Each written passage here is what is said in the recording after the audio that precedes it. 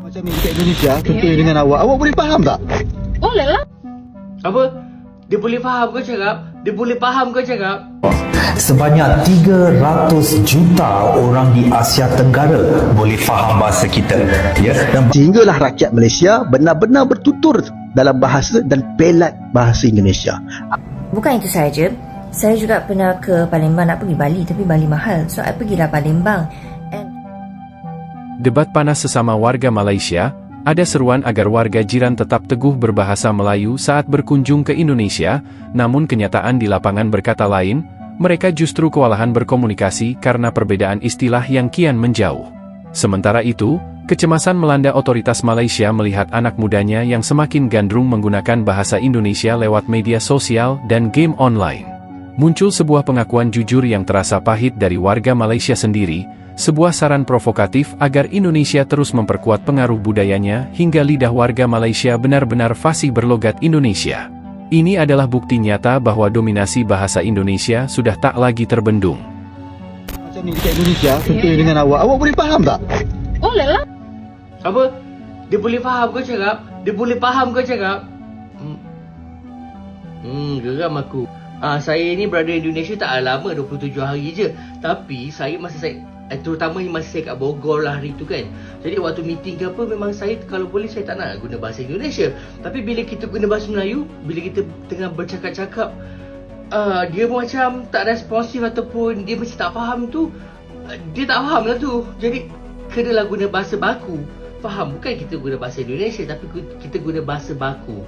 Tapi saya tak pastilah, mungkin kalau abang tu ataupun korang yang orang utara ni, sebab korang kan guna bahasa baku kan, macam guna semua kan. Jadi itu lain cerita tau, mungkin dia orang faham lah.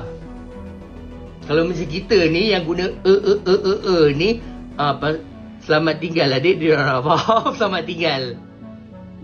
So, tahukah anda bahasa Melayu diiktiraf sebagai salah satu bahasa paling banyak ditutur di dunia? Sebanyak 300 juta orang di Asia Tenggara boleh faham bahasa kita, ya. Dan bahasa Melayu hanya akan hidup selagi orang menggunakannya dan wariskan kepada generasi seterusnya. So, jom kita pastikan benda itu berlaku. Asal bercakap dengan orang Indonesia je, mesti nak tukar kepada slang Indonesia. Ya, tiba-tiba slang bahasa Melayu kita dah jadi macam slang bahasa Indonesia. Lepas tu pula tuan terus jadi bapak. Cakap sajalah tuan.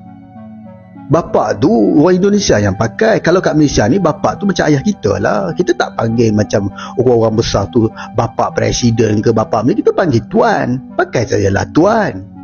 Tak pernah lagi saya tengok pemimpin Indonesia yang secara automatik tukar kepada slang Melayu bila bercakap dengan pemimpin Melayu kita. Saya tak pernah lagi dengar mereka cakap tuan. Mereka akan sebut bapa, ibu. Kau hantar bukan main lagi kaum Cina cakap Melayu pelat.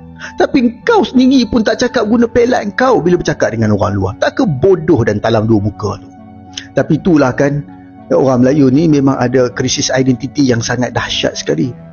Jenis yang suka menyedapkan orang lain, inferior dan merendah diri tak kena tempat.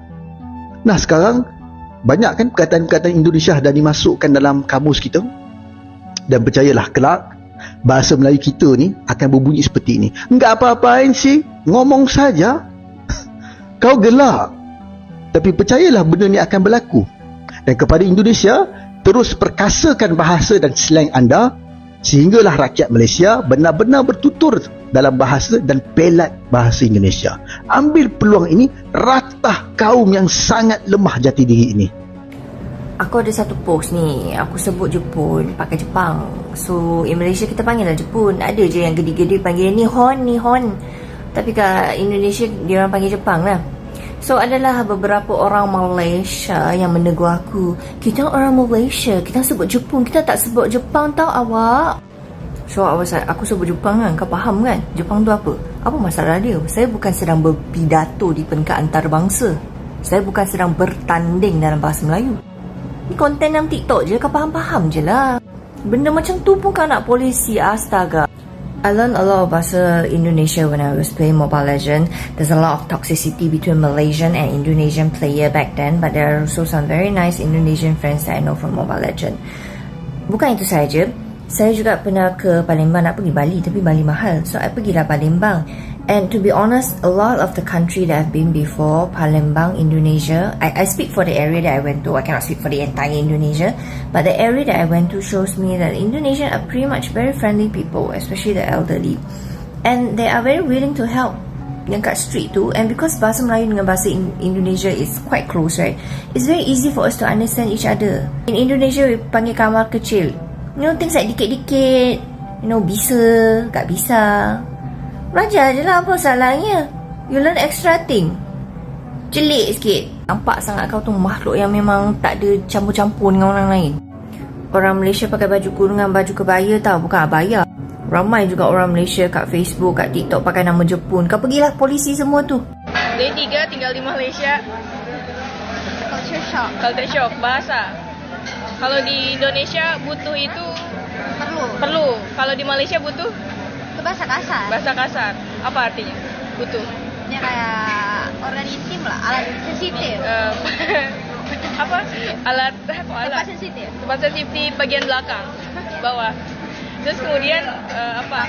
Gampang. Kalau di Indonesia itu gampang, mudah artinya. Kalau di sini seperti kasar.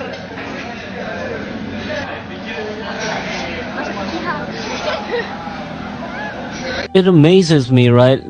Such a big country, so many ethnic groups speak one language. It's how does Indonesia do it? No, we already have this lingua franca from the Portuguese, then the Malay. We have this lingua franca, the Malay language, which is also absorb a lot of foreign words.